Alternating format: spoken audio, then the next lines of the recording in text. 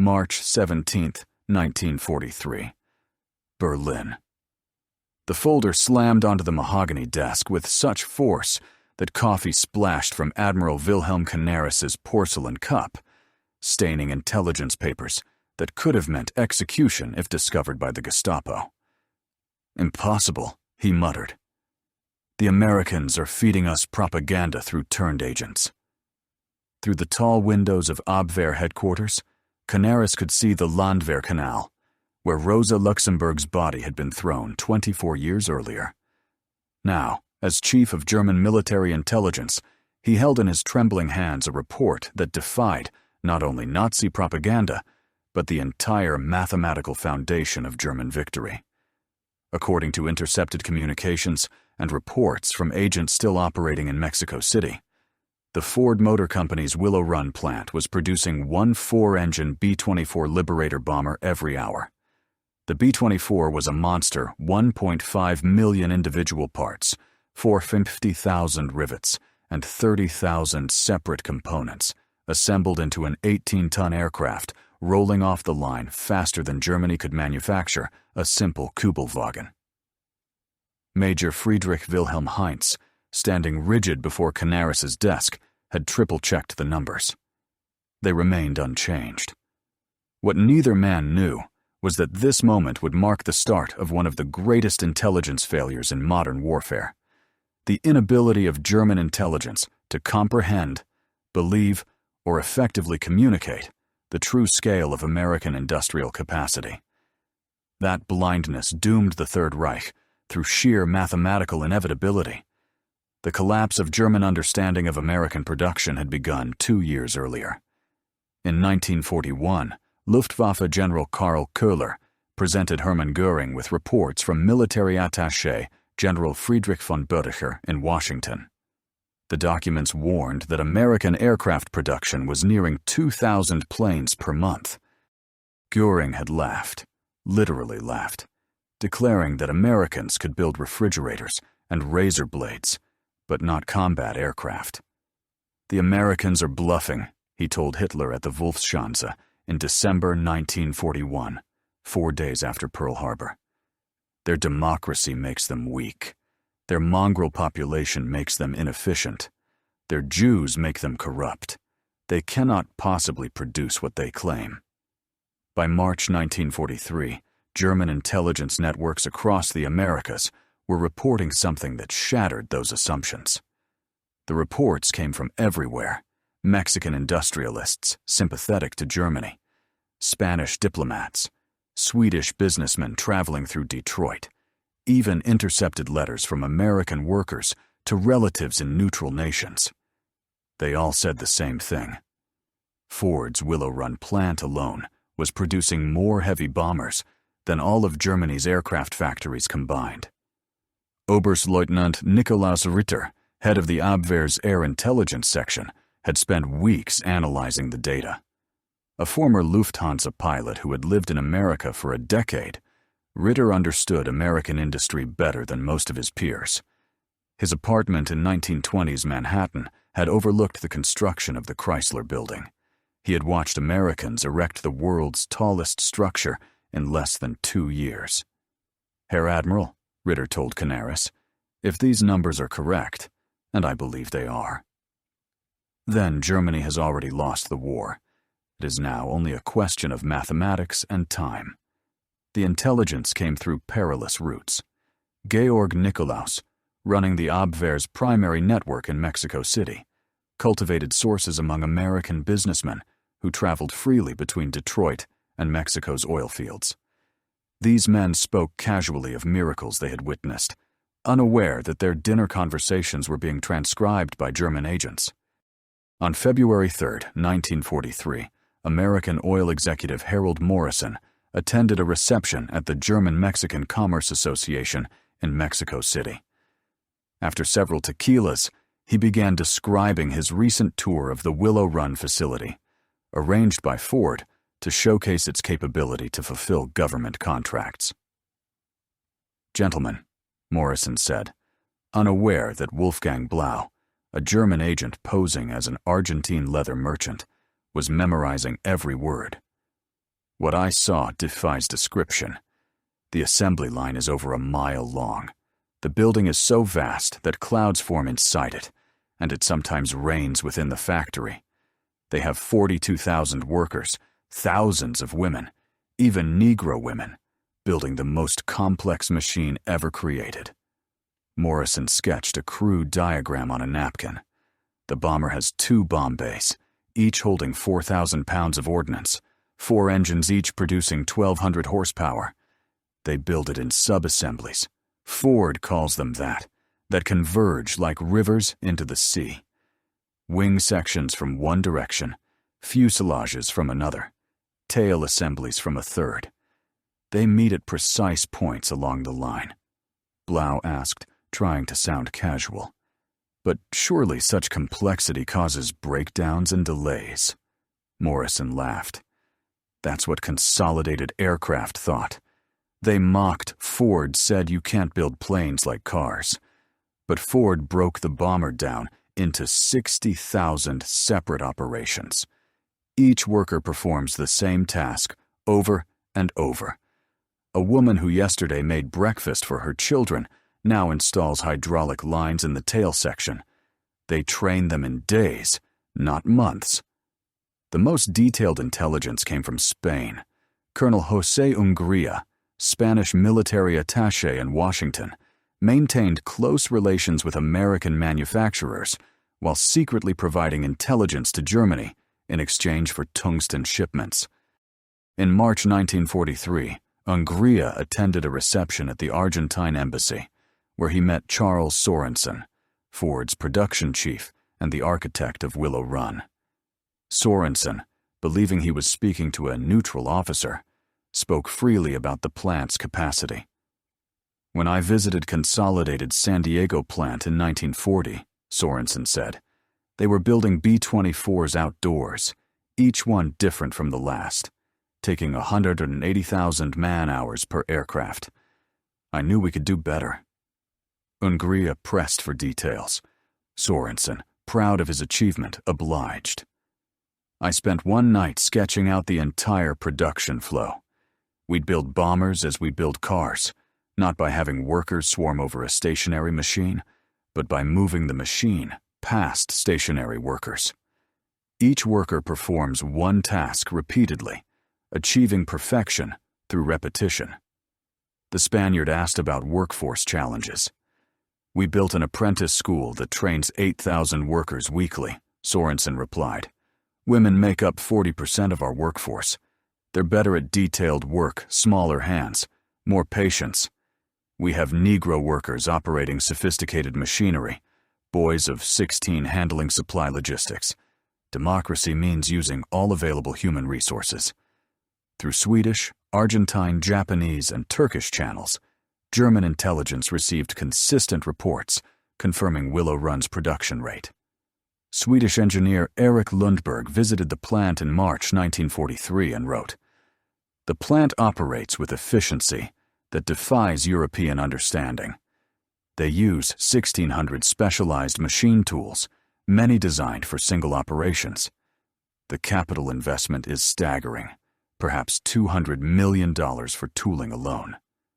Japanese commander Toshikazu Omi's coded message to Tokyo, intercepted by German intelligence, gave independent verification. This single factory produces more aircraft monthly than the entire Japanese aviation industry. By April 1943, German intelligence had assembled data from 17 independent sources confirming the rate. The numbers were staggering. Willow Run alone producing 650 B-24s monthly, while total American B-24 production exceeded 1,400 per month. Desperate for ground truth, Canaris authorized Operation Pistorius, the infiltration of saboteurs into the United States by submarine. George John Dash, leader of one of the 2 four-man teams, had lived in America for 20 years before returning to Germany in 1939. His secret orders from Canaris were to verify aircraft production before conducting any sabotage. In the early hours of June 13, 1942, Dash's team landed on Long Island after being dropped off by U-202. Within days, tormented by the implications of his mission, Dash surrendered to the FBI. During interrogation, he revealed something that stunned his captors. Canaris himself told me Berlin doesn't believe your production figures. They think Willow Run is propaganda. He wanted photographs, records, proof that would force Göring to face reality. FBI agent Charles Landman asked incredulously, "They don't believe we're producing a bomber an hour?" Dash laughed bitterly. "I lived here. I've seen your factories. I tried to tell them if Ford could build a car every minute before the war, they could build a bomber every hour during it. They accused me of defeatism." On April 20th, 1943, Hitler's 54th birthday Admiral Canaris personally presented the intelligence to Hermann Göring at Karenhall, the Reich Marshal's sprawling hunting estate north of Berlin. The meeting would later become legendary among German intelligence officers for Göring's utter rejection of reality. Canaris arrived armed with photographs, intercepted documents, and reports from dozens of sources. He spread them across Göring's massive oak table like a gambler revealing the losing hand of fate. "Herr Reichsmarschall," Canaris began carefully, "we have confirmation from 17 independent sources. The Ford Willow Run plant is producing one B-24 Liberator every hour at peak capacity. This rate has been maintained since January." Göring, bloated and resplendent in a uniform heavy with medals, picked up one of the photographs showing the mile-long assembly line stretching into the distance. He snorted. "Canaris," he said contemptuously, "do you take me for a fool? These are obviously wooden mock-ups props for propaganda films. The Americans want us to believe they can build aircraft like sausages. This plant of theirs probably produces 50 bombers a month at most." Canaris produced another document, an intercepted manifest from the Pennsylvania Railroad listing aluminum shipments. "Herr Reichsmarschall," he said, struggling to maintain composure, "they are consuming 16 million pounds of aluminum monthly at this one facility. That is more than our entire national production." Göring barked out a derisive laugh. "Then where do they get this aluminum? From their Negro workers? From their women riveters? Canaris, you have been deceived by American trickery." A week later, Canaris was summoned to the Wolfschanze to brief Hitler personally. The meeting included Generals Jodl and Keitel and Propaganda Minister Joseph Goebbels. Hitler, hunched over maps of the Eastern Front, listened impatiently as Canaris outlined the intelligence. "Mein Führer," Canaris said, aware that he was risking his life, "if the Americans are producing 1,400 B-24s monthly, plus equal numbers of B-17s, plus their fighter aircraft, plus British production, then the bombardment of the Reich will soon exceed our defensive capabilities." Hitler's response was immediate. "Admiral, the Americans can mass-produce refrigerators and automobiles, but a bomber is not a car. It requires skill, precision, dedication. When it took us 6 years to prepare for war, they claim to have achieved this in 16 months. It is absurd." General Jodl studied Canaris's figures and began a cautious calculation. "Mein Führer, even if we accept 1/4 of these figures as accurate—" "The figures are false," Hitler interrupted. "The Americans entered the war in December 1941.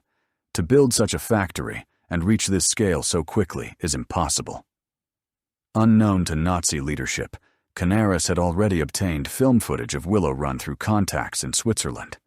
The 5-minute reel, smuggled via Spanish diplomatic pouches, showed the assembly line in full operation. In a locked room at Abwehr headquarters, Canaris and his deputy, Hans Oster, watched the film in silence. The camera glided along the mile-long line. B-24s in every stage of construction rolled steadily forward. Men and women, black and white, worked with mechanical precision. A clock visible in several shots confirmed the timing. "My God," Oster whispered. "It's true." Canaris lit the film with his cigarette lighter and watched it burn.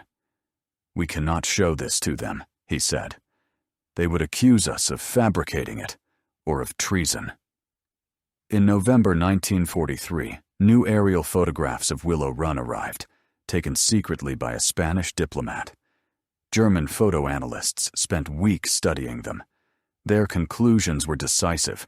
Parking lots contained approximately 12,000 cars, indicating three-shift operation. 47 completed B-24s were visible on the airfield. Assembly lines visible through skylights showed aircraft spaced precisely as reported.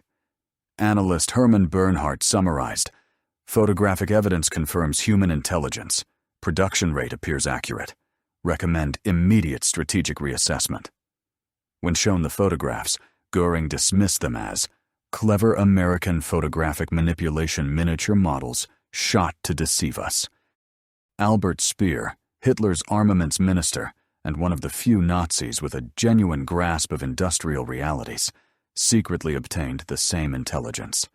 His diary entry for May 15, 1943, later discovered after the war, reads, "If the Willow Run figures are even half true, we face not defeat, but annihilation. They produce more aircraft in a month than we do in a year. Yet to speak this truth would be to sign my own death warrant." Dr. Otto Ohlendorf, head of SD Inland and a trained economist, performed an independent analysis of American production data. His report to Himmler in December 1943 was stark.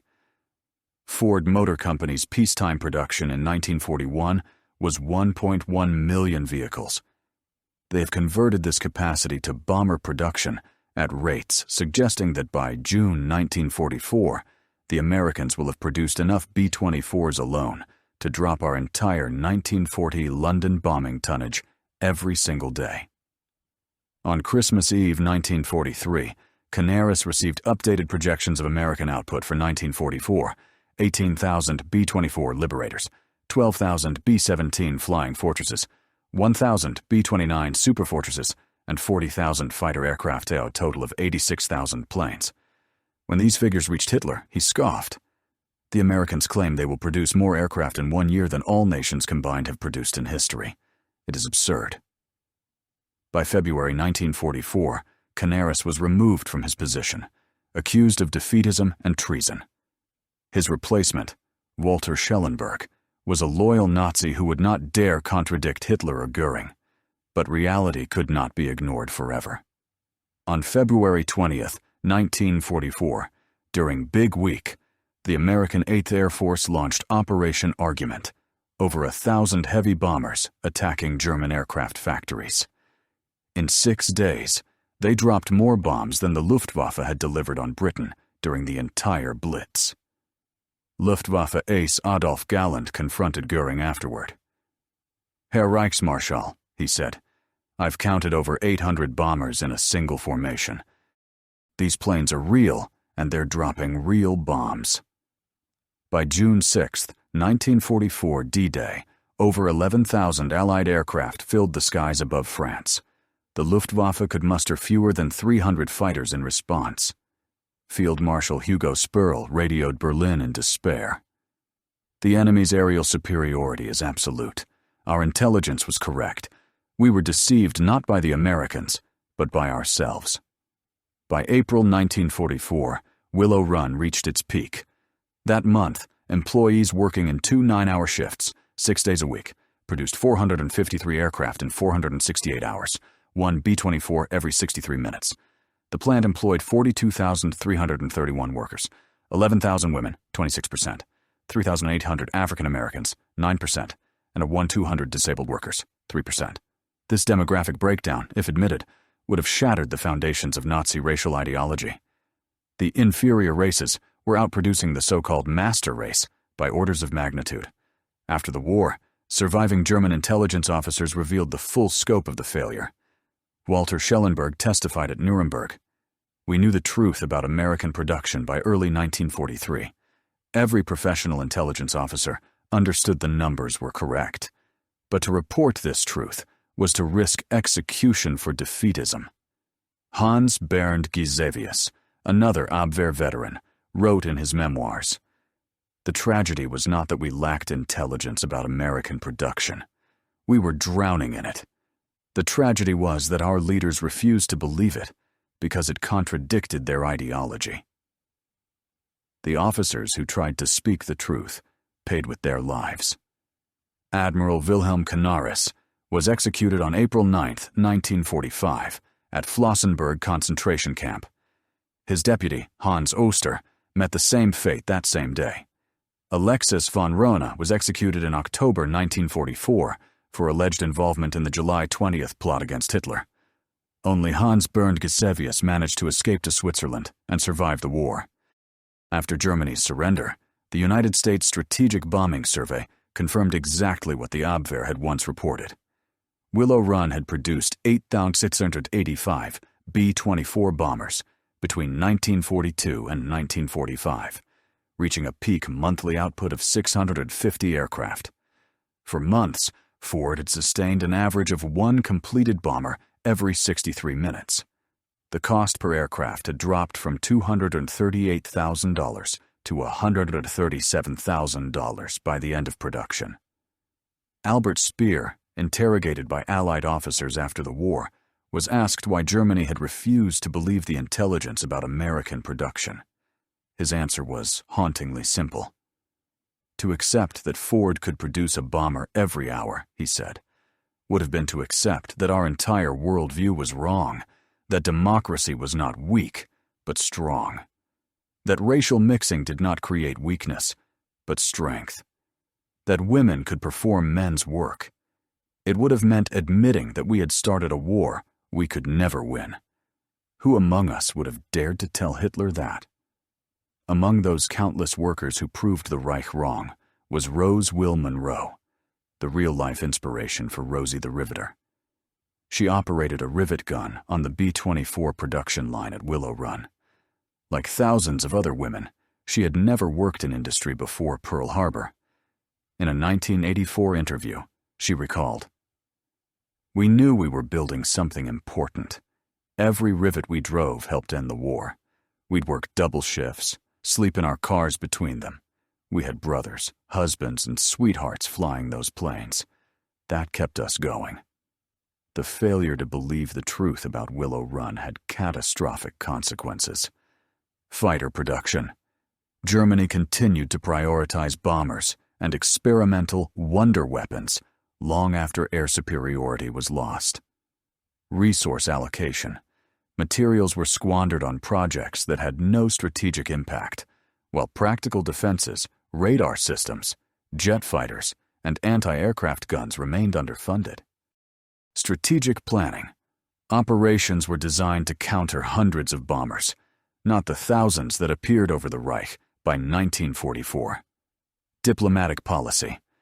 Peace overtures that might have saved millions were delayed because Nazi leaders did not grasp the mathematical certainty of defeat. Captured German economists later analyzed American industrial data and realized the sheer scale of what they had faced. Willow Run alone had cost $200 million to build. The entire German aircraft industry's investment from 1933 to 1945 amounted to only $400 million. Willow Run's floor space covered 3.5 million square feet. All German aircraft factories combined totaled roughly 8 million. The plant consumed 2.5 million kilowatts of electricity each month, more power than entire German cities. When the war ended and the records were opened, the full scale of American production stunned the world. Total B-24 bombers produced: 18 WWII, 8,685 from Willow Run. Total B-17s produced: 12,131. Total U.S. aircraft built, 1940-1945. 303,717. Total German aircraft built, 1940-1945, 94,700. In short, the United States produced 3.2 times as many aircraft as Germany, while simultaneously fighting a two-ocean war. Historians now regard the German intelligence failure concerning American production as one of the most consequential in military history. It was not a failure of collection. German agents gathered remarkably accurate data, but a failure of belief. The leadership simply refused to accept intelligence that contradicted its ideology.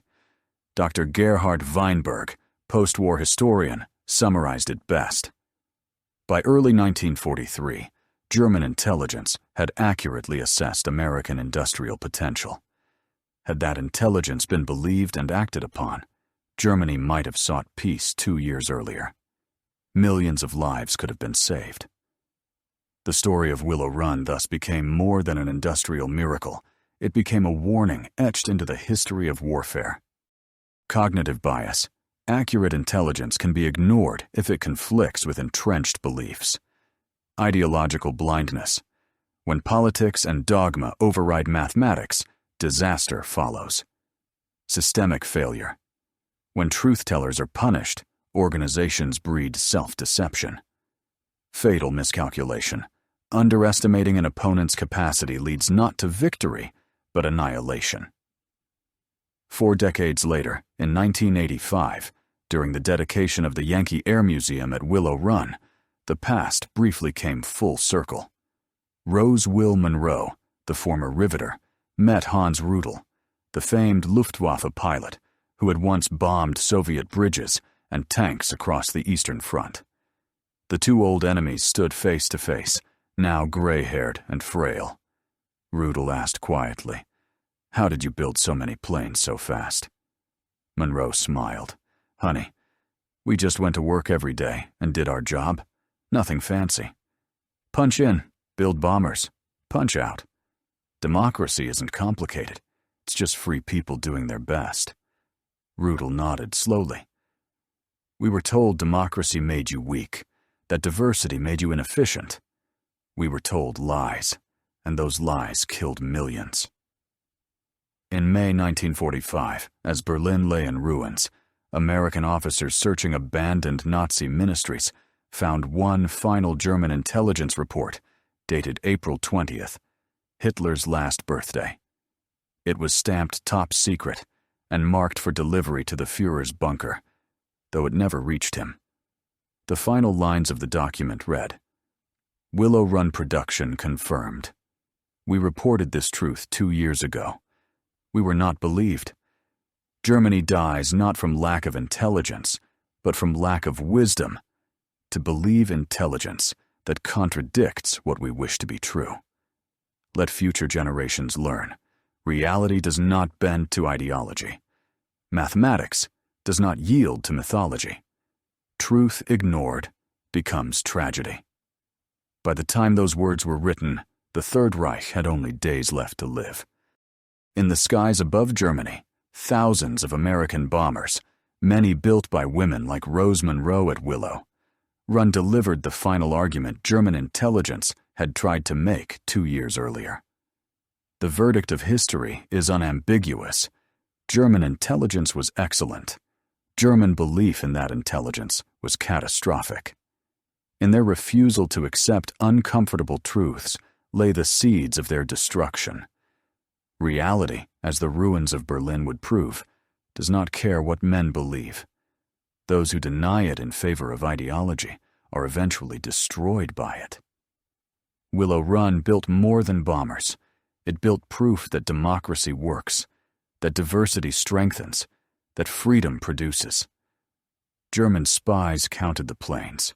German leaders believed none of it. And that disbelief, more than any bomb, killed the Third Reich